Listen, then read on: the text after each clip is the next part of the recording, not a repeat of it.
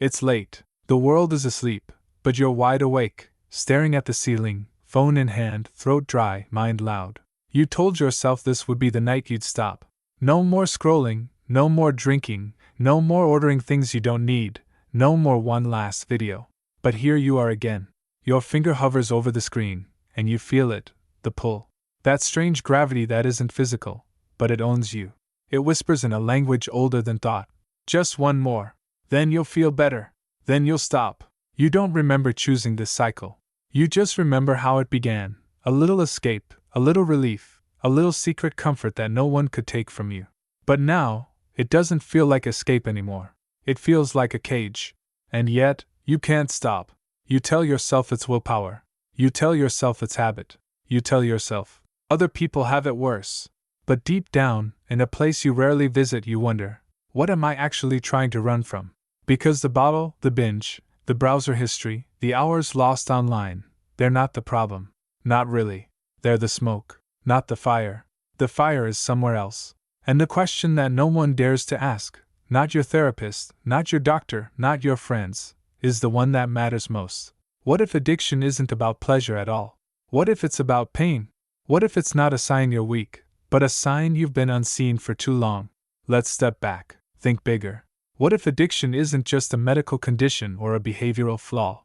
What if it's a culture-wide wound? What if everyone's addicted, not just to substances, but to productivity, approval, noise, validation, distractions? What if this is not a personal failure, but a spiritual hunger? Because ask yourself, why is it so easy to numb, but so hard to feel? Why can we scroll endlessly, but struggle to sit in silence? Why do we need permission to rest, to cry, to not be okay? And why does no one ever teach us how to stay? With pain, with stillness, with ourselves. Addiction, then, becomes not a disease, but a coping mechanism for a society that punishes feeling and rewards escape. It's how we adapt when the world says, don't be too emotional, don't slow down, don't need too much, don't fall apart. So we find something we can control, something that soothes the ache without requiring us to name it, something that numbs the shame without asking where it came from, something that asks nothing of us, except everything. Now pause. Think about what addiction really feels like, not in clinical terms, but in the body. It feels like longing with no object. It feels like trying to fill a space that keeps moving. It feels like grief without a name. It feels like home, because it's familiar, even when it's killing you.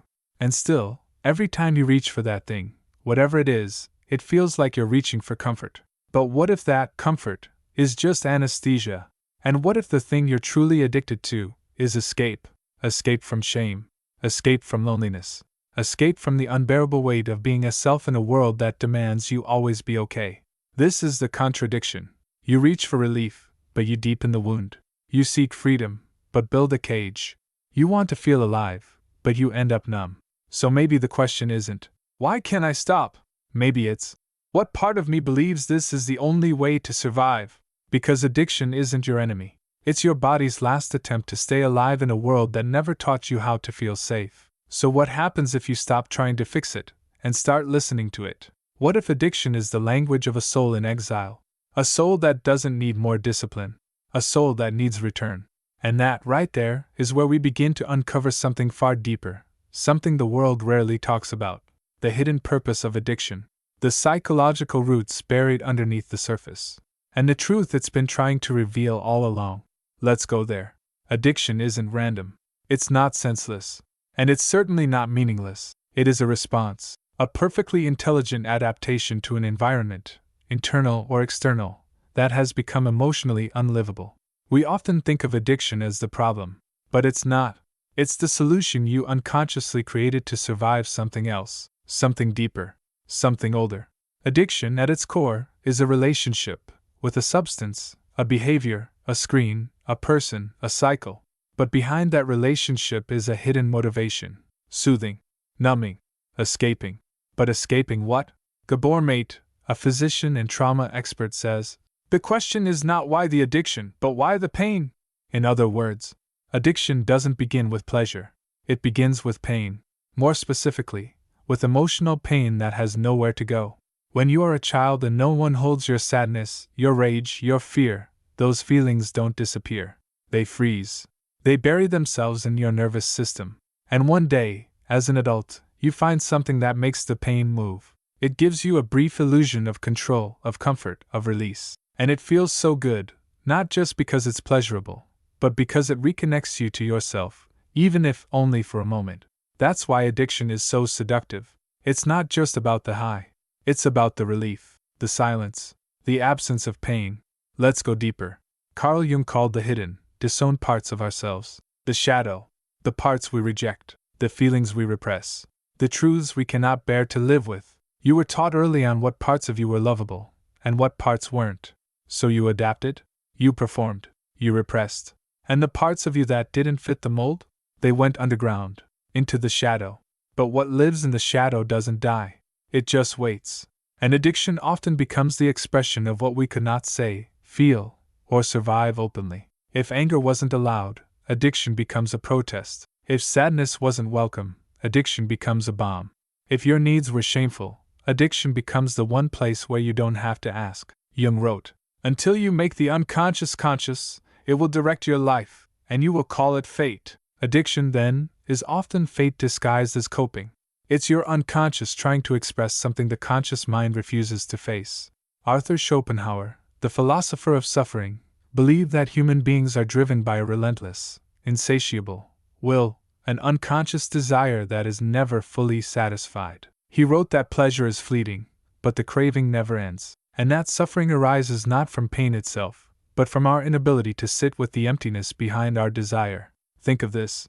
You use, you scroll, you eat, you chase, and for a moment it works, but it fades, and what's left is the same hunger. Why?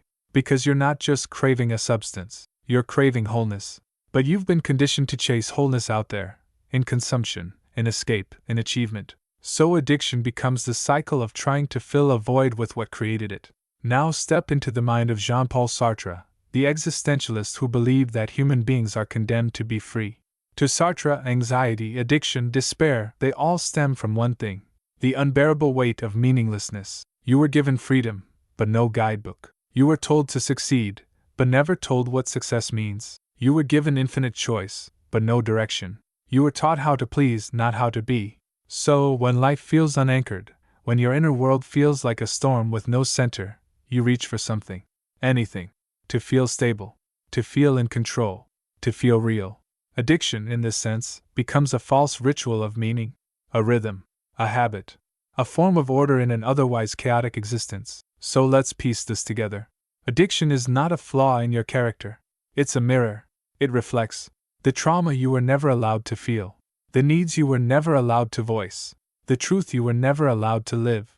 It reflects a society that teaches you to numb instead of feel, to perform instead of rest, to escape instead of return. And you internalize that.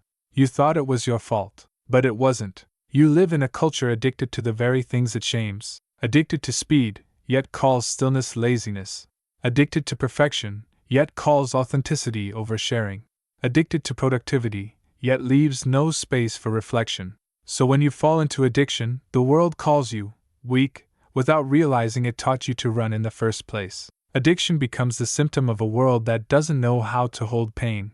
And healing doesn't begin with shame. It begins with understanding. And now, we stand at a doorway. You've seen the architecture of the problem. You've seen how it's built, not from weakness, but from wounded wisdom. But what happens when you stop feeding the cycle? What happens when you walk through the fire and face what's really underneath? In the next chapter, we explore what this hidden force does, not just to you, but to your relationships, your dreams, your reality. And why unseen, addiction will quietly shape your entire life. Addiction does not announce itself loudly. It doesn't always show up as chaos or rock bottom or visible collapse. Sometimes it's subtle. Sometimes it wears a suit. Sometimes it gets straight A's. Sometimes it smiles at the dinner table and says, "I'm fine." And that's the problem. Because addiction doesn't just steal your time or health. It reshapes your reality.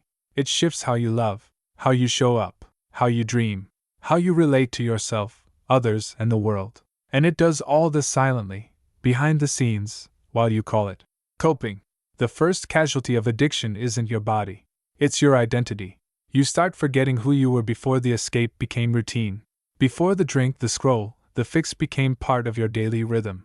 Before numbness became safer than truth. The longer the cycle continues, the more your inner world starts to shrink. Risk feels dangerous, joy feels foreign, stillness feels like a threat.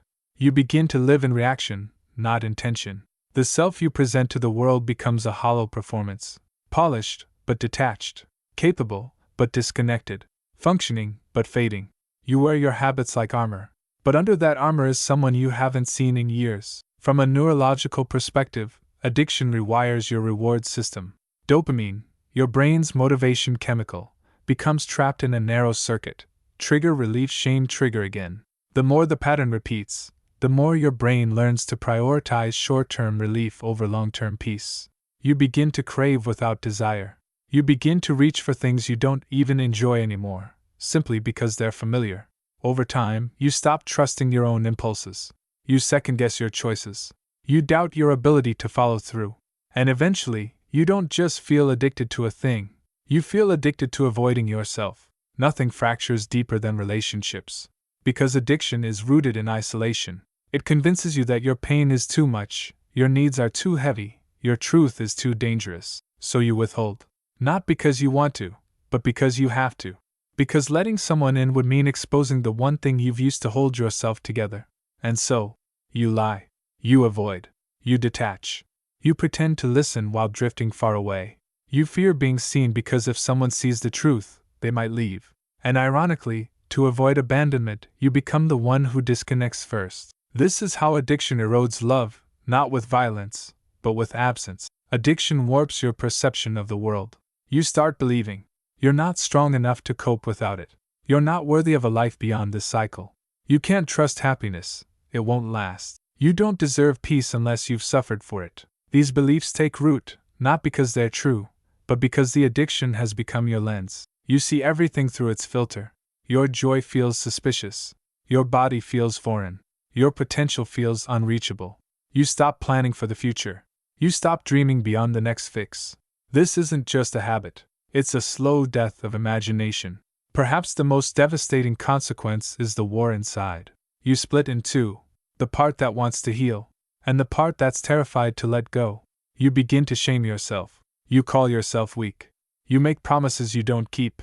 You say, "This is the last time," until the next time comes. And with each failed attempt, your self-trust erodes. Not because you're bad, but because you're still trying to fight a fire by blaming the smoke. What you call lack of discipline is often unresolved grief. What you call failure is often unacknowledged trauma. This internal war doesn't end by choosing sides. It ends by choosing wholeness. Now look outward. We live in a culture that thrives on addiction, then shames you for participating. It sells you speed, then calls you lazy when you burn out. It floods your senses with stimulation, then tells you to just focus. It rewards numbing, scrolling, buying, binging, and punishes feeling, crying, pausing, resting. Addiction becomes normalized. It hides in just one drink to take the edge off, just one more episode, just a bit of retail therapy, just a little work catch up on the weekend. And when someone collapses under it, society says, "You should have known better." We are punished for using the very tools the system taught us to depend on. And perhaps this is the most tragic loss of all. Time. The years you spend circling the same loop. The mornings lost to regret. The nights lost to craving. The hours lost to zoning out, while life happens somewhere outside you. You don't just lose time, you lose presence. And when you look back, it's not the substances or habits that haunt you. It's the moments you weren't really there for. The people you couldn't fully connect to. The version of yourself that stayed locked behind the mask. But now comes the shift. Because once you've seen the damage, you can no longer unsee it. And while the weight of what you've lost may feel unbearable, it also carries a secret. If addiction can shape a life that isn't yours, then healing can shape one that is. The next chapter is not about judgment. It's about freedom. About breaking the illusion. About building a self that no longer needs to escape. Because once you understand why you turned away from yourself, you're finally ready to come home. Let's begin with this truth. You don't heal by hating the parts of you that had to survive. You heal by understanding them, by welcoming them back with compassion instead of shame. Because if addiction was the voice of a younger self begging to be seen, then healing is not about cutting off that voice. It's about finally listening to it. This isn't a rescue mission. It's a return. And like all returns, it begins with a radical act of rebellion. To stop escaping and start becoming. The first lie addiction taught you is that your urges are the enemy, that your cravings must be conquered, that the only way to win is to fight harder. But here's the paradox. The more you fight what you feel, the more power it gains over you. Because the craving isn't the enemy. The pain underneath it, the one you never learned how to hold, is what needs your attention. So instead of asking, "How do I stop this?" start asking, "What part of me is hurting right now? What is this urge protecting me from? What truth have I been afraid to face?" This shift, from suppression to curiosity, is the first break in the cycle. Addiction distances you from your body. It teaches you to distrust it, to numb it, to override it. But healing can't happen in your mind alone. It must pass through your nervous system, through breath, sensation, presence. This means feeling your feelings all the way through, not just naming them. Breathing deeply when your chest tightens, instead of running from it. Letting your body tremble, sob, release, without judgment. Your body has always known what your mind tried to forget. Reclaiming it is not just healing. It is an act of defiance against every voice that told you not to feel. You've likely told yourself, "If I was stronger, I wouldn't need this. If I had more discipline, I'd be free." But that's not how addiction works, and it's not how healing works either. Addiction isn't a willpower problem. It's a connection problem. If you could have solved this by pushing harder, you already would have. Freedom doesn't come from force. It comes from creating a life you don't want to escape from. That means surrounding yourself with people who can hold your truth, not just your performance. Creating rituals that ground you in meaning, not just productivity. Building joy that is sustainable, not just stimulating. Choosing discomfort that liberates, not habits that sedate. Yes, grieve, mourn. Because even though addiction hurt you, it also saved you, for a time. It kept you company in your loneliness. It distracted you from unbearable truths. It gave you rhythm when life felt chaotic. To heal, you must stop seeing your addicted self as a villain, and start seeing them as a child who made the best choice they could with what they had. Say thank you, say goodbye, and say, "You don't have to protect me anymore." Grief is not weakness. It's the soul shedding old skin. The most dangerous thing about addiction is not the habit. It's the belief that it's who you are. When you say, "I'm just that kind of person," when you say, "I've always been like this," you reinforce the prison from within. But you are not your impulses. You are not your cravings. You are not your past. So ask, who would I be without this story? What would I create if I wasn't trying to survive? What if I am already enough, even when I feel the urge? You don't need to become someone new. You need to remember someone ancient, the you before the pain, the you that still breathes underneath the noise. Here's the hardest part of the rebellion. You must be willing to feel what you've spent years running from. That means sitting with the loneliness instead of sedating it, facing the shame instead of deflecting it, naming the anger instead of spiritualizing it away. This is not romantic. It is raw, but it is the only way out. Because beneath every addiction is a truth you weren't allowed to speak. Speak it now. Even if your voice trembles, even if no one else claps. Truth is the only thing that can replace addiction, because it's the only thing strong enough to hold you when pain returns. And it will. But this time, so will you. Addiction gives you routine, but it steals your purpose. Healing is not just about quitting. It's about replacing the false meaning of addiction with true meaning from the soul. Ask, what breaks my heart, and what would it mean to serve that? Where does my joy live, untouched by ego? What would it mean to live a life I don't have to numb? Even if you don't know the answers yet, begin with the question. Begin with presence. Begin with the next honest step. Purpose isn't always loud. Sometimes it's just presence without pain. And now you begin. Not with certainty, not with perfection, but with a decision. I will no longer abandon myself. That is the rebellion. Not sobriety for applause, but sobriety for wholeness. Not discipline for approval, but discipline for returning to who I was before the world taught me to run. This is how you break free. Not all at once, but one breath, one truth, one sacred discomfort at a time. And now that you've begun, there's one final truth you must hear. The truth that redefines addiction. The one that changes how you see yourself, forever. Let's go there. There is a moment in every journey, after the breakdown, after the rage, after the surrender, when the dust begins to settle. You've done the work. You've felt the pain. You've faced the mirror. But there's something still missing. Something not found in detox or journals or well-meaning advice. Something buried so deeply it doesn't scream, it whispers. It waits. And now, in this silence, it rises. What if you were never broken to begin with? What if addiction didn't mean there was something wrong with you, but something right in you that the world never made space for? It wasn't here to ruin you. It was here to show you, again and again, where your soul was bleeding, where your voice had been silenced, where your truth had been swallowed, where your boundaries had been crossed, where your pain had been ignored, first by others, and then by yourself. Addiction wasn't your enemy. It was the cry of a deeper self that refused to die quietly. The self that once needed to survive, but now needs to become. Escape from shame, escape from rejection, escape from the unbearable pressure to be someone you're not. Addiction didn't steal your soul. It guarded it, in the only way it knew how. Like a wounded animal, it curled around the most sensitive parts of you and said, "Don't worry, I'll keep you safe." But safety became a cage, and the door wasn't locked.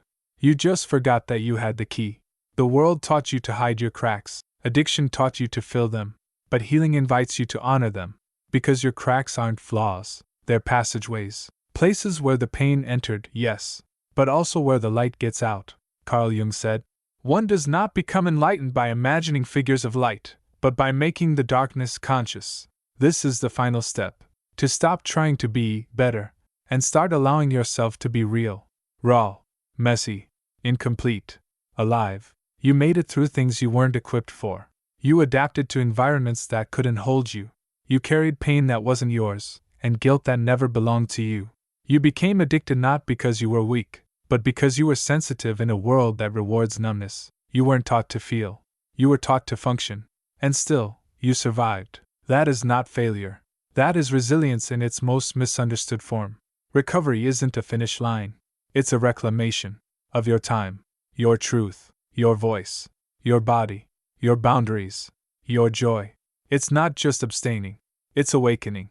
You don't go back to who you were before addiction. You go forward, to the version of you who no longer needs it. You will still feel urges. You will still feel grief. You will still have days where the shadows whisper again. But the difference now? You know who you are beneath the noise. You know how to sit with discomfort without letting it define you. You know how to reach inward instead of running outward. You know that every craving is not a command, but a clue. A clue pointing to a part of you that still longs for presence, for breath, for love. And now, finally, you're listening. This is the true end of addiction. Not the day you stop using, but the day you come home to yourself. The day you stop apologizing for your sensitivity. The day you stop abandoning your inner child. The day you stop performing and start being. And on that day, when the craving returns, because it will, you'll smile, gently, and whisper, "Thank you for reminding me to come back," because you no longer run from pain. You walk with it. You breathe through it. You listen to it. And most importantly, you don't let it take the wheel anymore. So here is the truth, the one they don't tell you in self-help books or rehab slogans. Addiction isn't about weakness. It's about misdirected wisdom. It was the soul trying to cope in a world that didn't offer tools for healing. Now you have those tools, not because someone gave them to you, but because you were brave enough to go looking. Brave enough to stop pretending. Brave enough to feel. Brave enough to return. And that is what makes you free. The path out of addiction is not a straight line. It spirals, it stumbles, it tests, but every time you come back to yourself, to truth, to breath, to choice, you reclaim another inch of your soul. And someday, you'll look back and realize, you didn't escape. You evolved, not away from your pain, but through it, to something deeper, truer, unshakable, yourself.